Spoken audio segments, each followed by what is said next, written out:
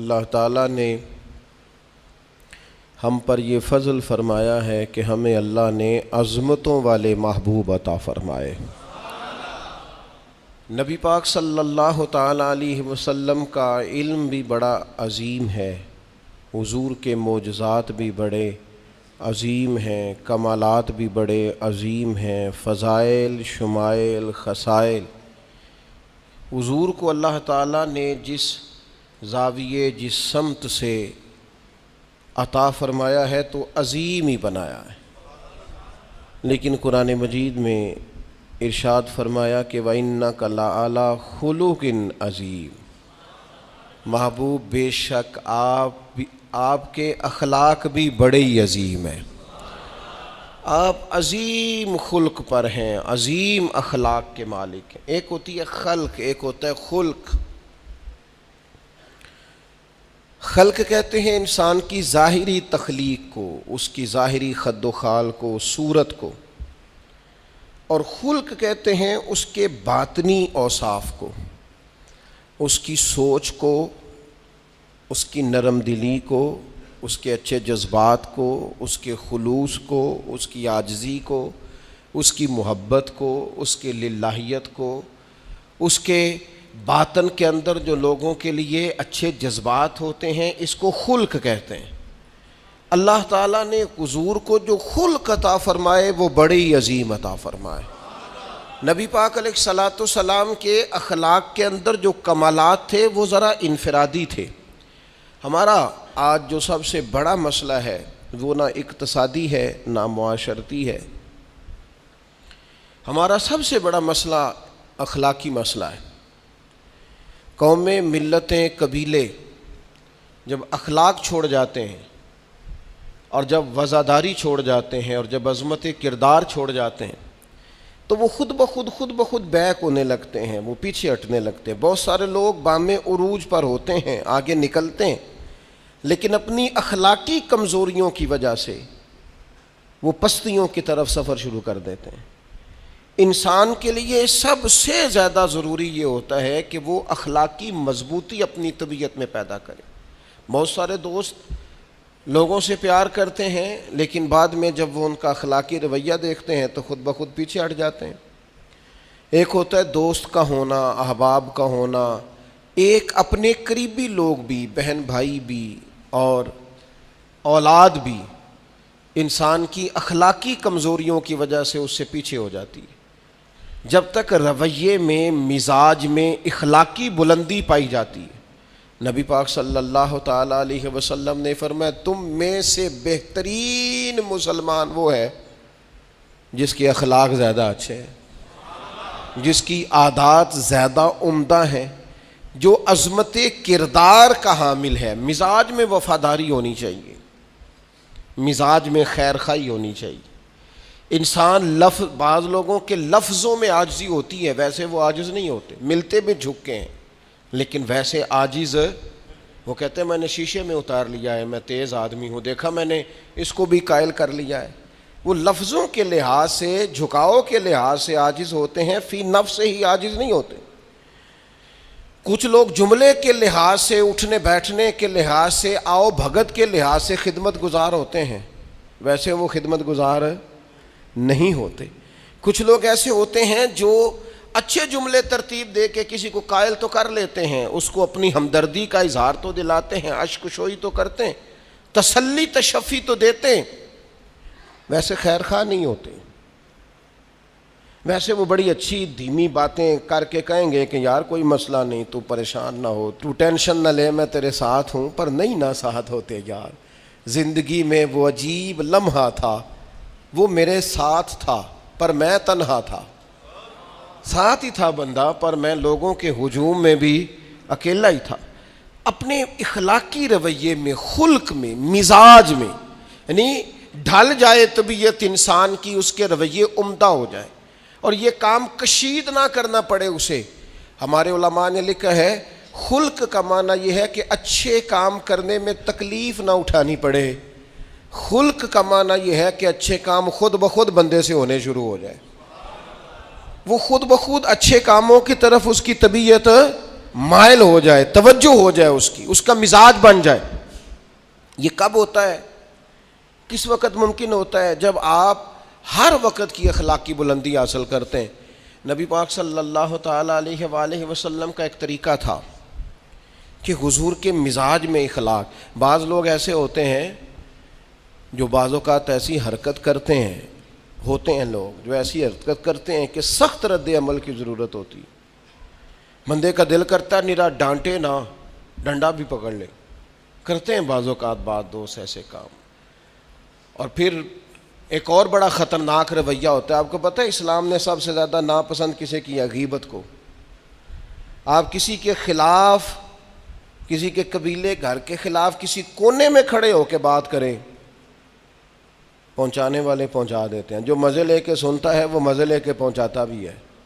یہ پکی بات ہے. جس نے آپ کو ٹائم دیا نا سننے کا، وہ باز نہیں آئے گا، وہ پہنچائے گا بھی. آپ کی اخلاقی کمزوری نظر آ جائے گی، واضح ہو جائے گی. آپ سامنے والے، اچھا کچھ لوگ وزادار ہوتے ہیں، انہیں پتہ چل جاتا ہے بندہ ٹھیک نہیں، لیکن پھر بھی وہ قبول کریں تو اس کا مطلب ہے وہ بندہ اعلیٰ ظرف ہے جس نے رکھا ہوا ہے.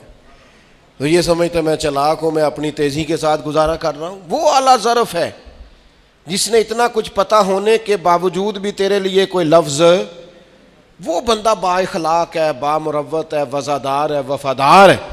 تو میرے عزیز، نبی پاک علیہ الصلوۃ والسلام نے ان اخلاق کی طرف ہماری توجہ دلائی ہے جن میں لوگ بچتے نہیں کہ یہ کام میں نے نہیں کرنا، مجھے کیا لگے، میرا کیا لینا دینا. مثلاً ایک تاجر تھا حضور کے زمانہ نور میں، وہ پھلوں کی تجارت کرتا تھا، مشکات شریف میں موجود ہے. کسی وجہ سے اسے نقصان ہو گیا. تو انسان جب تجارتیں کرتا ہے، زندگی گزارتا ہے، تو جہاں اسے نفع ملتے ہیں وہاں کہیں کہیں اسے خسارے بھی ملتے ہیں. تو الگ بات ہے کہ ہم صرف نفعوں کے قائل ہوتے ہیں، خساروں کے قائل ہی نہیں ہوتے. وہ تاجر تھے، پھلوں کے تاجر تھے، بڑی اچھی تجارت کرتے تھے، کسی وجہ سے نقصان ہو گیا. اب وہ حضور کی بارگاہ میں آئے. ہمارے ہاں یہ ہوتا ہے کہ لوگ کہتے ہیں میرا کیا لینا دینا، بلکہ اگر کوئی بندہ اس طرح کا مسئلہ حل بھی کرا رہا ہو تو کہنے حضرت صاحب تو آڈا نہیں ہے کام. اس تاجر نے اس بارگاہ میں آ کے کہا جہاں جو آ جاتا ہے ہمیشہ بامراد ہی جایا کرتا ہے.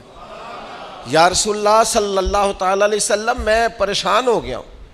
اور پہلے جب آدمی مالدار ہوتا ہے تو دائیں بائیں رش بھی ہوتا ہے، اور جب اس طرح کے حالات ہو جائیں تو وہ جو بڑے قریبی ہوتے ہیں وہ بھی کئی دفعہ ساتھ چھوڑ جاتے ہیں. ساری عمر ہی آٹا گد ہے تے لکھاں کیتے پیڑے، اب وقت آیا ہی تے محمد بخشا کوئی نہیں ہوں بیٹھا نیڑے.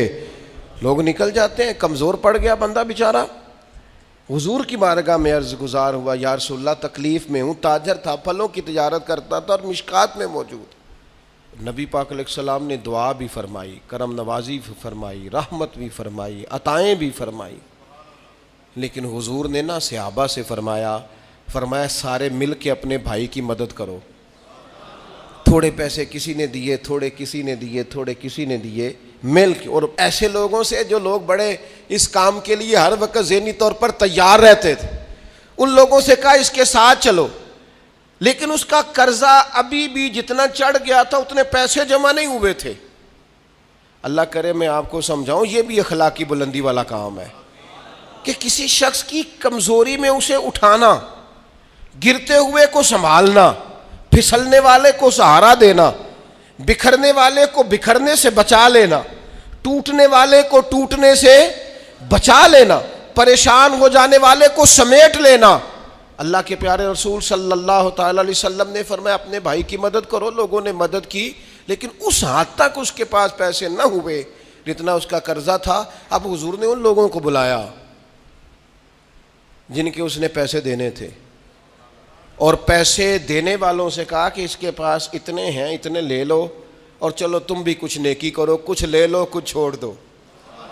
یہ کون کرا رہا ہے؟ رحمت للعالمین نبی. اور ہمارا جب کوئی بندہ اس طرح الجھ جاتا ہے پھر تو وہ ساڑا لگتا ہی کچھ نہیں نا. اتنے دنوں تک نہ رشتہ داری ہوتی ہے، نہ دوستی ہوتی ہے، نہ تعلق. وہ تیری آنکھ ہو یا سنگ ملامت کی چبھن، کون پہنچا ہے میرے درد کی گہرائی تک. دور شہرت میں تو یاروں نے کیا یاد بہت، پر ساتھ آیا نہ کوئی کوچے رسوائی تک. جب حالات خراب ہوتے ہیں تو سب سے پہلا کام یہ ہوتا ہے میرا تعلق کوئی نہیں. اور جب ٹھیک ہوتے ہیں تو پھر بڑی لمبی رشتہ داری نکلتی ہے، ہو کہتے ہیں وہ بڑی دور کے میرے قریبی تعلقات ہیں، وہ بڑا دور کا رشتہ ہے، میرا بڑا قریبی لین دین ہے. تو بڑی عمدگی سے لوگ بڑی دور شہرت میں تو یاروں نے کیا یاد بہت، پر ساتھ آیا نہ کوئی کوچائے رسوائی تک. جو عرض کرنے جا رہا ہوں اس پر آپ نے زیادہ غور کرنی ہے کہ اگر کوئی آدمی گر رہا ہو تو گرتی دیوار کو دھکا نہیں دینا، اسے سنبھالنا ہے. اس شخص کو وہ یار حالات ہو جاتے ہیں اوپر نیچے، انسان کمزور پڑ جاتے ہیں. راہ چلتے چلتے کئی دفعہ گاڑی کا صرف پیٹرول ہی ختم نہیں ہوتا، جو مفت میں پانی ملتا ہے کئی جگہوں پہ وہ بھی ختم ہو جاتا ہے، اور قریب قریب اس کی بھی کوئی شناخت نہیں ہوتی. کئی دفعہ صرف اور صرف پیٹرول کا مسئلہ ہی نہیں ہوتا، وہ جو 20 روپے میں ہوا ٹائر میں بھری جاتی ہے کئی جگہوں پہ وہ بھی نہیں ملتی. تو تسلی کے لیے اخلاقی رویہ یہ ہونا چاہیے کہ اگر کوئی بندہ کہیں کمزور پڑ رہا ہے، گر رہا ہے، تو اس کی اس کمزوری پر اسے تھاما جائے، اس کی حوصلہ افزائی کی جائے، تسلی دی جائے. لیکن ہمارا یہ ماحول نہیں ہوتا. میں اکثر کہتا ہوں دوستوں سے کہ جو آدمی اپنے گھر کی تیسری منزل شروع کرتا ہے نا، تیسرا لینٹر ڈالتا ہے، اسے سارے جا کے بھائیا کو کم ہو جاتے دسی، بھائی ہونے کیوں دسنا ہے، مالدار آدمی ہے تیسرا لینٹر ڈال رہا ہے. لیکن وہ بیچارہ غریب آدمی جو بالے ڈال رہا ہے اور لکڑی کی چھت ڈال رہا ہے، وہ اگر کسی سے جا کے کہتا ہے نا تھوڑی امداد کرا دے میرا کام رک گیا، تو کہتے ہیں آپ نے پہلے بتانا تھا، اب تو نہیں نا، مطلب وہ تو بڑی پرانی بات تھی، وہ تو میں نے بانٹ دیا، رمضان میں بڑا کر دیا، فلانی جگہ بڑا. یہ لہجہ درست، یہ اخلاقی رویہ نہیں. درد دل اور چیز کا نام ہے، خیر خائی اور چیز کا نام ہے. وہ کسی نے کہا تھا کہ پلا کر گرانا تو سب کو آتا ہے، مزہ تو تب ہے کہ گرتوں کو تھام لے ساکی. کوئی گر رہا ہو اس کا بازو پکڑنا، اس میں مزہ ہے، اس میں لطافت ہے، اس میں حسن ہے. اور ایک دوسرا اخلاقی رویہ جس کی بہت زیادہ ضرورت ہے، جو ہمارے زیادہ ساتھ ہوتے ہیں نا، غلطیاں بھی انہوں نے ہی کرنی ہوتی ہیں. جو آپ کے ساتھ نہیں انہیں آپ کو معاف بھی نہیں کرنا پڑتا. معاف کسے کرنا پڑتا ہے؟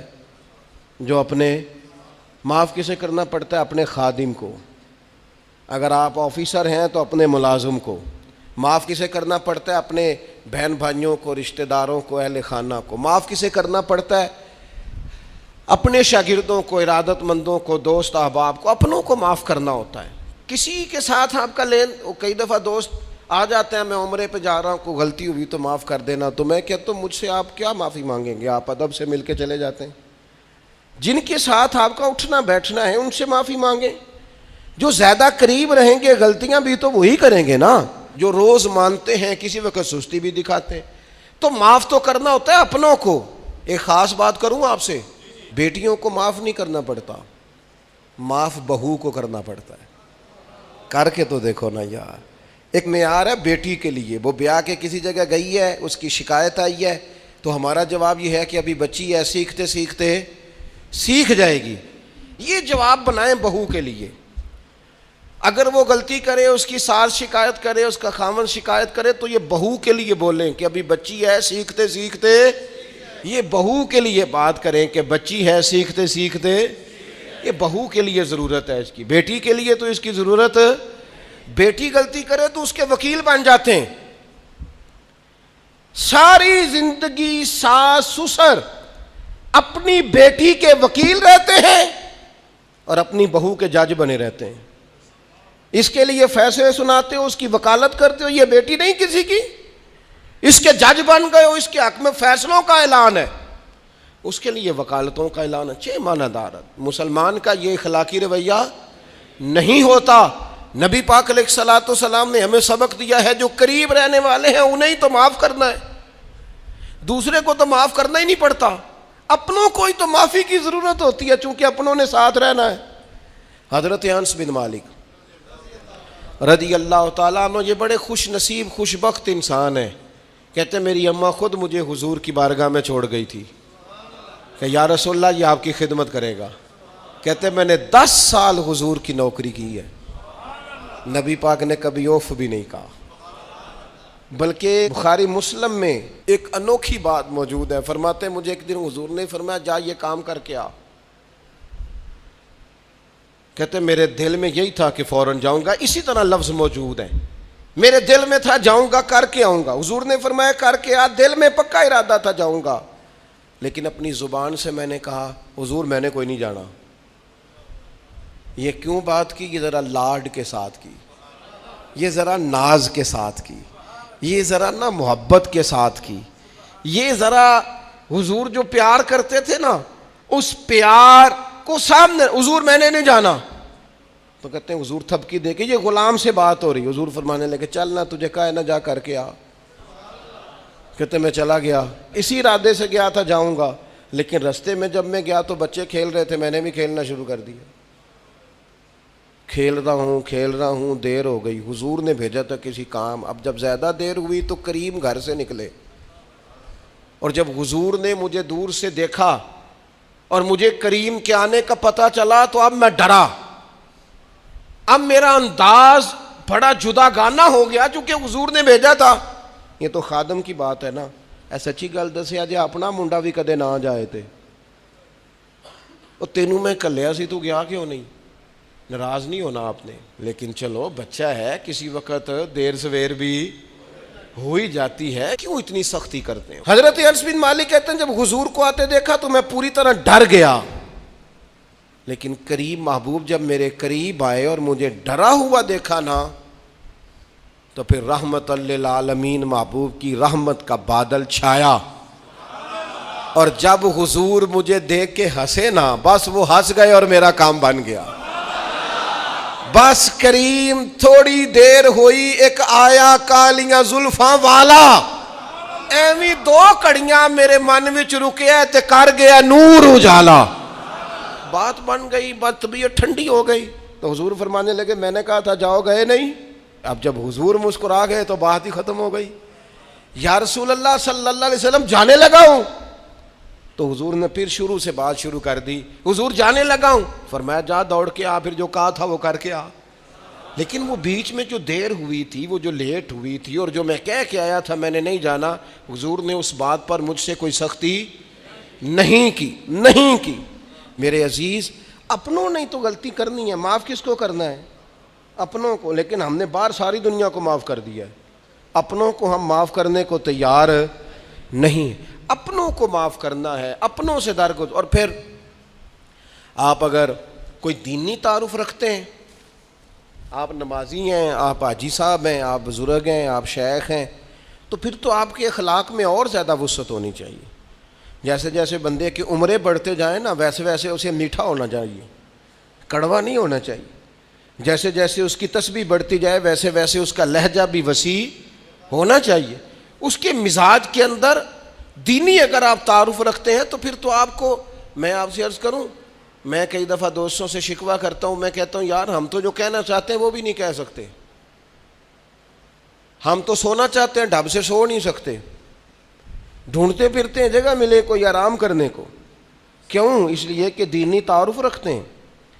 آپ نے وہ دعویٰ ہی نہیں کرنا تھا, یہاں تے چٹی چادر لا دے نا کڑیے تے پین فقیراں دی لوئی, چٹی چادر تے پھر داغ لگیندا ہی, تے لوئی نو داغ نہ کوئی. جب آپ کا دعویٰ ہے کہ ہم نے کام کرنا ہے اور بڑی اوپر والی سطح پہ کرنا ہے, تو پھر آپ آرام ڈھونڈتے پھریں, پھر آپ قرار ڈھونڈتے پھریں. تو یہ تو دو باتیں ہو گئی, ایک بات کرنی پڑے گی. دینی تعارف رکھنے والے آدمی نے اگر اس نے دین سکھانا ہے اپنے بچوں کو, اپنے گھر والوں کو, تو حسن اخلاق سے سکھائے گا. وہ اگر ڈنڈا پکڑ لے ہر وقت, سختی بھی کریں جہاں ضرورت ہو, لیکن اگر اس کا لہجہ ہی ہمیشہ کے لیے تلخ ہو جائے گا تو وہ کبھی بھی دین سکھانے میں کامیاب. انسان بہت سارے دینی غلطیاں کرتے ہیں. میں بہت سارے لوگوں کو دیکھتا ہوں وہ اس طرح تنقید کر رہے ہوتے ہیں جیسے انہوں نے پہلے اسے پورا درس نظامی پڑھایا ہے, اصول پڑھائے ہیں, تو اب غلطی کر رہا ہے تو تنقید کر رہے ہیں. بھئی عام آدمی ہے, اس سے غلطی ہوگی. بڑی اہم بات بھی, بہت بڑا آدمی بنیادی بات سے بھی کسی وقت ناآشنا ہو سکتا ہے, لیکن آپ کے لہجے میں سختی ہے, آپ بات کرتے ہیں تو تلخ کرتے ہیں, آپ سے کوئی دینی کلام کیا جاتا ہے تو آپ سخت ہیں. دینی لوگوں کو چاہیے کہ وہ دین سکھائیں تو اس میں بہت زیادہ اخلاق کا خیال رکھیں. غلطیاں کریں گے لوگ. اگر آپ عالم ہیں اور آپ کے پاس کوئی دینی معلومات ہیں تو پھر آپ کو اس کی خوبصورتی کا بھی پتہ ہونا چاہیے آپ نے. حضرت معاویہ بن حکم رضی اللہ تعالیٰ عنہ کہتے ہیں میں نے حضور کی مسجد شریف میں نماز پڑھی تو ایک شخص کو نا چھینک آئی, یہ بھی بخاری مسلم میں موجود, تو میں نے نماز میں کہہ دیا یرحمک اللہ, یہ چھینک آنے کا جواب ہوتا ہے, میں نے یہ نماز میں ہی کہہ دیا. تب بہت سارے لوگ مجھے گھورنے لگ گئے, کچھ نے اپنے ہاتھ بھی مارے زانوں پر کہ یہ کیا کر رہے ہو, نماز میں بول رہے ہو. فرماتے ہیں نماز مکمل ہوئی اور یہ لفظ ہیں حضرت معاویہ بن حکم رضی اللہ تعالیٰ عنہ کے, فرمانے لگے قسم اللہ کی میں نے حضور سے بہتر سمجھانے والا نہ پہلے کبھی دیکھا ہے نہ بعد میں کبھی دیکھا. فرماتے ہیں نہ حضور نے مجھے مارا نہ ڈانٹا, بلکہ جس طرح ایک بچے کو گویا ٹریٹ کیا جاتا ہے, سمجھایا جاتا ہے. حضور فرمانے لگے اللہ کے بندے نماز میں کوئی اور بات نہیں کرنی چاہیے, صرف اللہ کی تسبیح پڑھنی چاہیے, اس کے اسماء کا ذکر کرنا چاہیے یا قرآن پاک پڑھنا چاہیے. نماز میں کوئی اور کلام کرنے کی اجازت نہیں ہے. ہمارے ہاں لوگ دینی مسئلہ سمجھاتے ہیں تو اتنا ان کے مزاج میں تلخی ہوتی ہے بعض اوقات, اللہ ماشاءاللہ. کچھ لوگوں کی طبیعت اتنی کرخت ہوتی ہے, بچہ نماز پڑھ رہا ہے اور حاجی صاحب اس کے ساتھ کھڑے نماز پڑھ رہے ہیں, لیکن وہ اس کو کھڑا کر رہے ہیں تو یوں کندھے سے ہلا کے, تینوں آج تک نہیں پتا نماز ہے کہ یہ آپ دین سکھا رہے ہیں. یہ اخلاقی رویہ دین سکھانے کا, یہ لب و لہجہ دین سکھانے کا, قطعاً ایسا کوئی کام نہ کریں. میں تو یہ مدارس کے اساتذہ سے بھی کہتا رہتا ہوں, میں کہتا ہوں نبی پاک نے کبھی کسی کو نہیں مارا. آپ بچوں کو ڈانٹیں, کریں کچھ, لیکن وہ رویہ آپ اختیار نہ کریں جس کی دین اجازت نہیں دیتا. تو اخلاقیات میں ان چیزوں کا ضرور خیال کریں.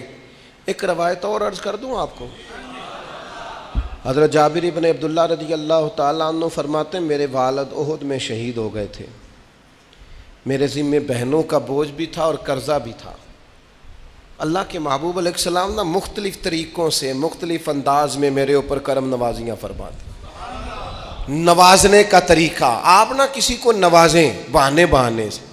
میں نے بعض بزرگوں کو دیکھا ہے کسی بچے کو ادارے میں خانقاہ میں کمزور دیکھتے, وہ سریلا بھی نہیں ہے, اسے کہتے چل پتر نعت سنا, وہ نعت سنا رہا ہے تو اسے نذرانہ دے رہے ہیں, چل بیٹے تلاوت سنا, چل تقریر سنا, کسی بھی طریقے سے اس کو تسلی ہو رہی.